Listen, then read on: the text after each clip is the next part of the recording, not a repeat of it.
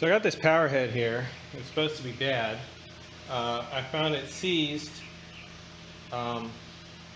So I threw a bunch of penetrating oil in it and jiggled it around, and I got it unseized. How do you like that? She spins. We got the compression gauge hooked up, and we're going to see if it's any good. Maybe it's blown.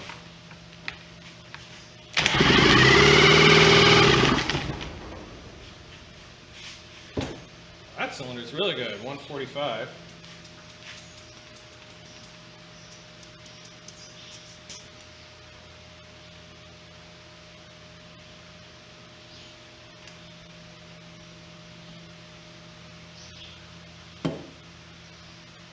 Check this.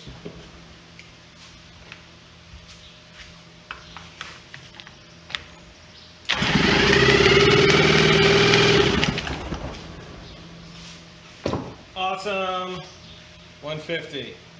Let's make an outboard motor around this power head.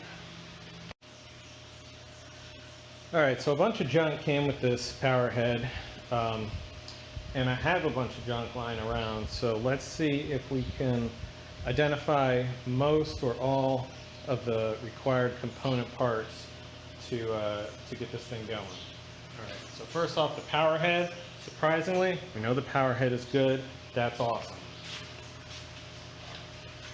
We have this pull start assembly minus the cord and handle, which I believe is from a 40, so it might work. This lower unit is definitely from a 30, as is this hood, so we're cruising. I got one carburetor with the silencer. Is that two or one? Oh, this is only one. All right, cool. So this is probably, yeah, I think that came with that. We need electrical stuff. There you go. This, I think, is from a 25, or it might be from a 30. But it'll probably match up. And then we have our midsection. Holy shit, we have a tiller? God bless America. Look at that. A little seized up, but not bad at all. I wonder if I can make that work. Anyway. Alright, so we've got this mid and all this stuff. I bought like 6 outboard motors at once, and they're all in parts. We've got little linkagey stuff. I think that should be mostly it. If we need anything else, any smaller stuff, there's the rest of the junk that came in this big pile. But this is all the stuff that is like obviously for the small 2-cylinder. So let's give her a go, man. Let's try this out. First thing I'm going to do is hang the midsection, put the bottom cowl underneath it, and then see what it's going to require to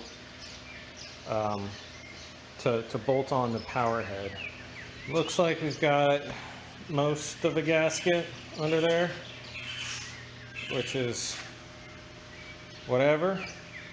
Yeah, let's try and put this whole thing together. All right, so let's hang this midsection up on the stand here and just sort of get oriented and take it from here. We have the pan sitting on the top of the midsection. I got my tiller hanging down. It's hanging down here, and I'm just going to sort of deal with that later. And then this is throttle linkage, which I'm also going to figure out later. First I'm going to confirm that, yeah, see, the shift linkage is all good. That's really tight. Nice. Probably use for a little bit of grease, but Works good. We're gonna have to find a handle somewhere. All right, cool. All these mountain bolts are missing. Thankfully, the gasket seems like it's in pretty good shape. That keeps salt water out of your motor. So before we mount the power head, we gotta find bolts for 1, 2. Here's one more, 3, 4, 5. That looks like it's about it. And we'll have to do something about this guy. This guy looks like yeah, so that's broken off. So we'll try and drive that out and replace that. But yeah, I got all my spares lying around here. So we're gonna just sort of put something together and attach this thing to the midsection. Stuff like this is always happening. I mean, you see the shift linkage bar. I assembled it, and I forgot to put the bolt in down there, and you can't get the bolt in with this bar assembled. So bar comes back out, just a minute or two, put the bolt in. Here's the power head. On this 30, it's not very heavy, easy enough to pick up. This is the base of it. The drive shaft goes up here. And then this is exhaust, and it just plunks down, and you got 1, 2, 3, 4, 5, 6 bolts, and that's all that holds this thing on. Alright, so I found 6 bolts that were kind of sort of metric-y, and our power head is now attached. Very nice.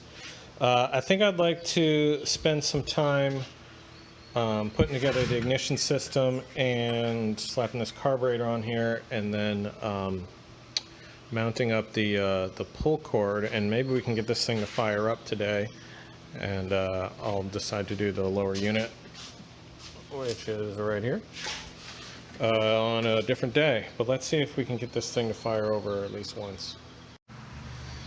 Ignition system, not much to that. Found a couple spark plugs, throw them in. New spark plug boot, nice. Put 4 bolts in.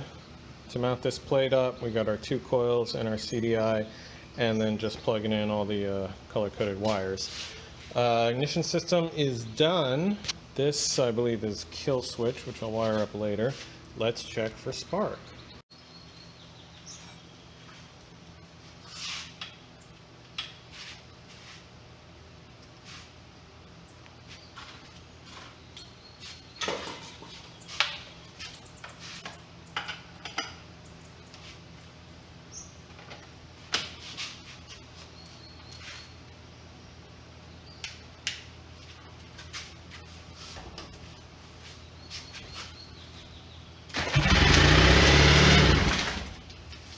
Nice.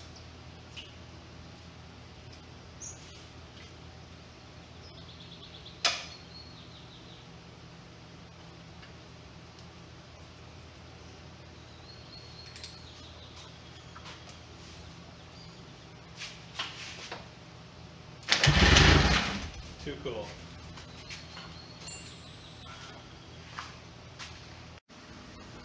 Carburetor's got some minor deposits in it.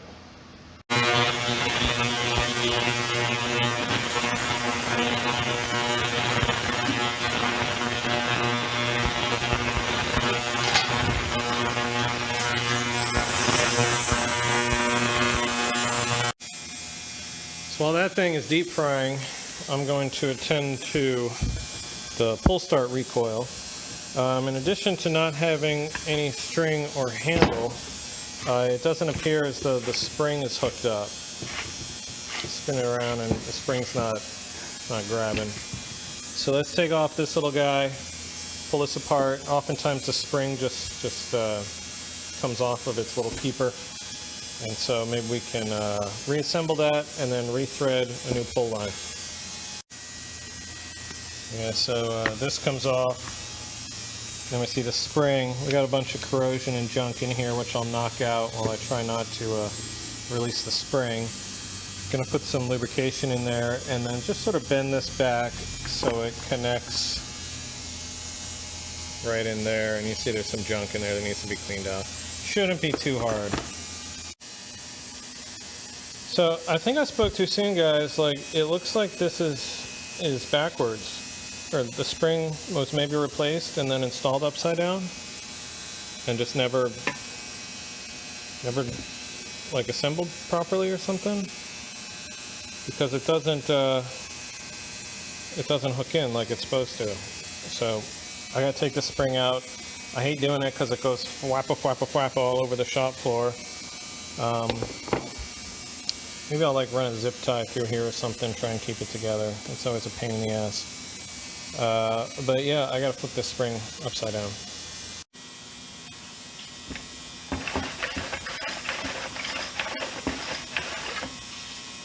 Much better. We're getting there.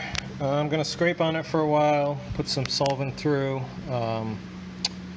blow the passageways clear, and we're gonna give it another half hour. All right, so that's about as good as it's gonna get. Let's chuck it in there. So I got most of all this back together, and I ran into a problem. First, I couldn't get the timing advance linkage to work with the throttle cam. Like, it looks like it wants to hook right in here, but it doesn't operate appropriately when you pull in the throttle. So I'm like, all right, whatever. Let me just try and advance it and then start this motor and at least see if it's got any life. And it would sputter, but it was almost as if it was like the timing was way, way off, right? You know, like I couldn't really get it to do very much of anything, and I was getting frustrated. And then I took a peek over here, and you see how this is all moving like this? It wants to be in between these two guys. This throttle plate, which is good, it's freed up. See how it goes back and forth like this? It wants to be in between these two areas. We're like way off on our timing. So I'm gonna pull this flywheel real quick and then just sort of pop it over, rotate it, get it back in, and then we'll see what happens.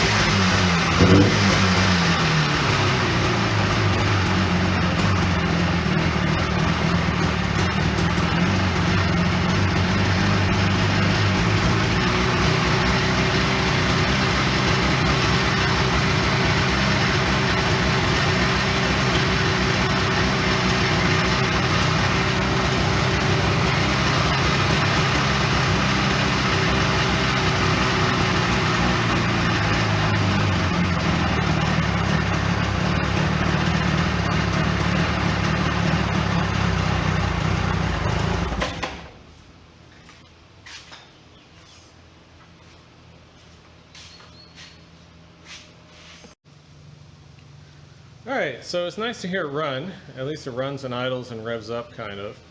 I did learn that my kill switch setup is not working, so maybe I have my wires crossed or something.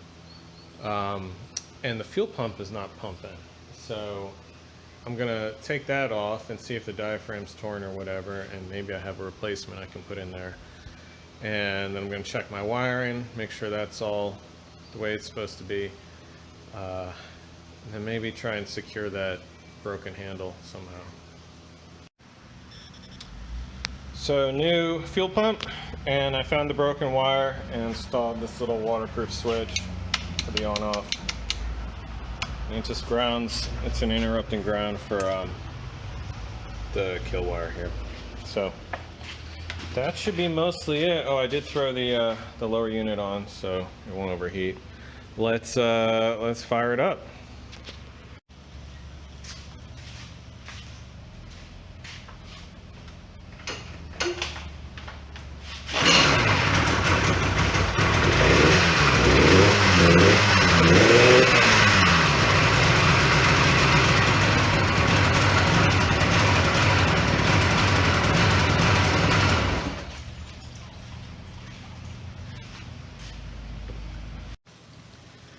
So really not too bad, you know, for a motor assembled from spares. It ended up really cool, and it's like getting a free motor from just junk lying around. So I'm pretty pleased. And the only thing that I needed to buy is the ship lever. All right, guys, have a good one.